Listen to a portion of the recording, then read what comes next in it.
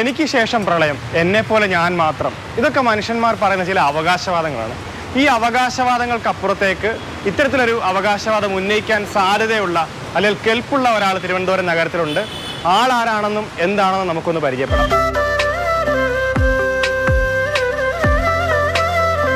ഇതാണ് ഞാൻ പറഞ്ഞ അപൂർവങ്ങളിൽ അപൂർവമായ ആളെന്ന് പറയുന്നത്. അത് എബ്രഹാം ജാമുൻ എന്നാണ് ഇതിന്റെ പേര്. നിലവിൽ ഒരെണ്ണം മാത്രമേ ഭൂമിയിൽ അവശേഷിക്കുന്നുള്ളൂ.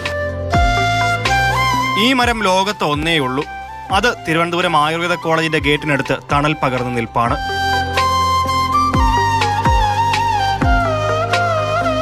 അപൂർവങ്ങളിൽ അപൂർവമായ ഞാവൽ മരമാണ് ഈ എബ്രഹാം ജാമുൻ. 2 മരങ്ങൾ ഞങ്ങൾ വർക്കലയ്ക്കടുത്ത് ഭഗവതിക്കാവ് എന്ന് പറഞ്ഞൊരു കാവിൽ നിന്ന് ഞങ്ങൾ കളക്ട് ചെയ്തു. 3ാമത്തെ ഒരു മരം തിരുവനന്തപുരം ആയുർവേദ കോളേജിൻ്റെ മുൻവശത്ത് നിൽക്കുന്ന ഈ മരമാണ്. അങ്ങനെ പഠനങ്ങൾക്ക് ഫലമായി ഞങ്ങൾക്ക് മനസ്സിലായി, 2021 ഞങ്ങൾക്ക് മനസ്സിലായി ഇത് ഒരു പുതിയ സസ്യ ഇനമാണ്. അങ്ങനെ JNTBJRയുടെ ഫൗണ്ടർ ഡയറക്ടറായ പ്രൊഫസർ എബ്രഹാം സാറിൻ്റെ പേരിലാണ് ഞങ്ങൾ ഈ പുതിയ സസ്യത്തിന് നാമകരണം ചെയ്തത്. നാട്ടിൽ കാണാറുള്ള ഞാവൽ മരത്തിലെ കായകൾ അല്പം നീണ്ടിട്ടാണ്. എന്നാൽ എബ്രഹാം ഞാവൽ പഴങ്ങൾ ഉരുണ്ടതാണ്. ഞാറപ്പഴത്തോടാണ് ഇവയ്ക്ക് സാമ്യം. അപ്പോൾ ഇത്തരത്തിലുള്ള ഈ ചെടികൾ, അതായത് 1-2 മരങ്ങളെന്ന് പറയുന്നത് എപ്പോൾ വേണമെങ്കിലും ഭൂമുഖത്തുനിന്ന് നാമാവശേഷം ആവാൻ സാധ്യതയുള്ളതാണ്. അപ്പോൾ അത്തരത്തിലുള്ള സസ്യങ്ങളെ നമ്മൾ നാമാവശേഷം ആക്കാതിരിക്കുന്നത് എന്ന് പറയുന്നത് പൗരന്മാരുടെ കടമയാണ്. അപ്പോൾ അത് മാത്രമല്ല ഗവേഷകരുടെ ഉത്തരവാദിത്വം കൂടെയാണ്. അതുകൊണ്ടാണ് നമ്മൾ ഇത്തരത്തിലുള്ള ഈ മരങ്ങളുടെ കൂടുതൽ തൈകൾ ഞങ്ങൾ ഉൽപ്പാദിപ്പിക്കുകയും അവയുടെ സംരക്ഷണം ഉറപ്പുവരുത്തുകയും ചെയ്യുന്നു.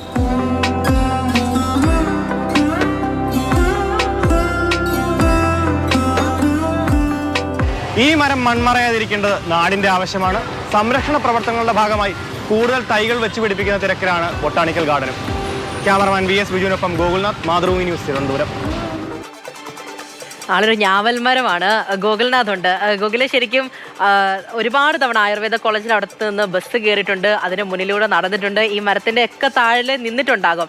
അങ്ങനെയൊക്കെ ചെയ്യുമ്പോഴും ആൾ നിൽക്കുന്നത് VIP അല്ല, ഒരു VVIP ആണെന്ന് ഇപ്പോഴാണ് അറിയുന്നത്.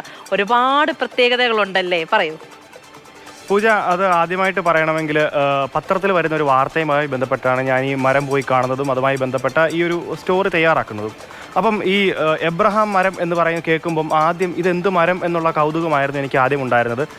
പിന്നീടാണ് ഈ ജാമുൻ എന്നുള്ള പേരും, എബ്രഹാം മരം എന്നാണ് ആദ്യം കേൾക്കുന്നത്, പിന്നീടാണ് ഈ എബ്രഹാം ജാമുൻ എന്നുള്ള ആ പേരോടെ കേൾക്കുന്നത്. കൂട്ടി വായിച്ചപ്പം അതൊരു ഞാവൽ മരമാണെന്ന് മനസ്സിലായി. അപ്പോൾ ഞാവൽ മരം എല്ലായിടത്തും കാണാം. അപ്പോൾ എന്താണ് പ്രത്യേകത എന്ന് അന്വേഷിച്ചപ്പോഴാണ് അറിയുന്നത്.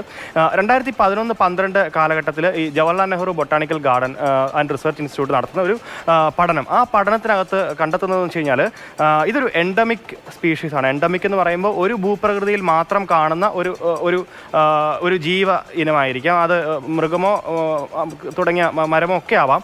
അപ്പോൾ അങ്ങനെ കണ്ടെത്തിയ ഒരു മരമാണ്. അപ്പോൾ അതുമായി ബന്ധപ്പെട്ട് പിന്നീടും ഈ 2 വൃക്ഷങ്ങൾ കൂടെ കണ്ടെത്തുന്നുണ്ട്. കടലോര പ്രദേശത്തുള്ള ഒരു കാവിൽ നിന്ന് 2 മരങ്ങൾ കൂടെ കണ്ടെത്തും. പക്ഷേ അത് കാലക്രമേണ നശിച്ചു പോയി, അല്ലെങ്കിൽ മനുഷ്യൻ വെട്ടിയകറ്റി. അപ്പോൾ ഈ ഒരു മരം മാത്രമായിട്ട് നമ്മൾ ചില പുസ്തകങ്ങളൊക്കെ വായിച്ചിട്ടുണ്ടായിരിക്കാം. ഈ ഡോഡോ പക്ഷിയുമായി ബന്ധപ്പെട്ട് നിന്നിരുന്ന ഒരു മരമാണ് കാൽവേരിയ മേജർ എന്ന് പറയുന്ന മരം. പക്ഷേ പിന്നീട് കാലാന്തരത്തിൽ അത് നശിച്ചു പോവുകയാണ്. അപ്പം അത്തരത്തിൽ തന്നെ എന്താ പറയുക, ഈ പക്ഷിയുമായി ബന്ധപ്പെട്ട് നിന്ന ഒരു മരമായതുകൊണ്ട് അതിൻ്റെ ആമാശയത്തിൽ കൂടെ കടന്നു പോയാൽ മാത്രമേ ഇതിൻ്റെ വിത്തുകൾ ഫെർട്ടിലൈസ് ആകൂ എന്നുള്ള ഒരു കഥയല്ല, അതൊരു വസ്തുതയാണ്. അപ്പോൾ അങ്ങനെ ആ ഒരു രീതി പോലെ തന്നെ ഇതും നാളെ ഒരിക്കൽ മൺമറഞ്ഞു പോകാനുള്ള സാധ്യതയുണ്ട്.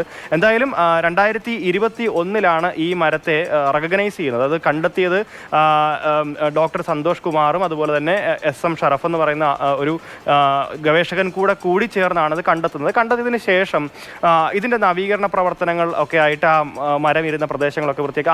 ആർക്കും അറിയില്ല ഒരു എന്താ പറയുക, ഇത് ഒറ്റ ഒരെണ്ണം മാത്രമേ ഉള്ളൂ ഭൂലോകത്ത് അവശേഷിക്കുന്നത്. തിരുവനന്തപുരത്തും ആർക്കും അറിയില്ല, ദൃശ്യമാധ്യമങ്ങളൊന്നും ഇത് ഏറ്റെടുത്തുമില്ല. അപ്പോൾ ഏറ്റെടുത്തിരുന്നെങ്കിൽ കുറെ കൂടെ അതൊന്ന് ജനങ്ങളിലേക്ക് എത്തുമോ, അതിൻ്റെ സംരക്ഷണ പ്രവർത്തനമൊക്കെ നടന്നു പോയേനെ. എന്തായാലും ഇപ്പോൾ നിലവിൽ നമുക്കറിയാൻ കഴിയുന്നത് 400ഓളം തൈകൾ വെച്ച് പിടിപ്പിക്കുന്നതിൻ്റെ തിരക്കിലാണ് ജവഹർലാൽ നെഹ്റു ബൊട്ടാണിക്കൽ ഗാർഡനും അതുമായി ബന്ധപ്പെട്ട പ്രവർത്തകരും ഒക്കെ തന്നെ. ഇപ്പോൾ ട്രീ വോക്ക് എന്ന് പറയുന്നൊരു സംഘടന ഈ അടുത്ത് അതുമായി ബന്ധപ്പെട്ട പ്രവർത്തനങ്ങളൊക്കെ നടത്തിക്കൊണ്ടിരിക്കുക. അപ്പോൾ ഇത് നിലവിൽ ഇതിൻ്റെ വിത്തൊക്കെ മുളപ്പിച്ചെടുക്കാൻ വലിയ പാടാണ്. ഞാൻ ആദ്യം ഈ ഡോക്ടറോട് സംസാരിച്ചിരുന്നു, നമ്മുടെ ആ പ്രതികരിക്കുന്ന ഡോക്ടർ ഉണ്ടല്ലോ, അദ്ദേഹത്തോട് ചോദിച്ചപ്പോൾ അദ്ദേഹം പറഞ്ഞു വെച്ച് കഴിഞ്ഞാൽ ഇത് മുളച്ച് കിട്ടാൻ വലിയ പാടാണ്, ഇനി അത് പ്രദേശത്ത് നിൽക്കുമോ എന്നുള്ളതും സംശയമാണ്.